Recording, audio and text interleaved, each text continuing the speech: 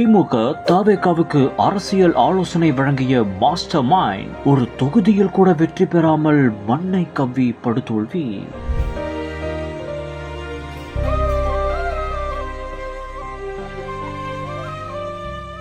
யாருமே நினைத்து பார்க்காத வியூகம் போடும் கிங் மேக்கர் போட்டியிட்ட 238 தொகுதியிலும் வாஷ் அவுட்.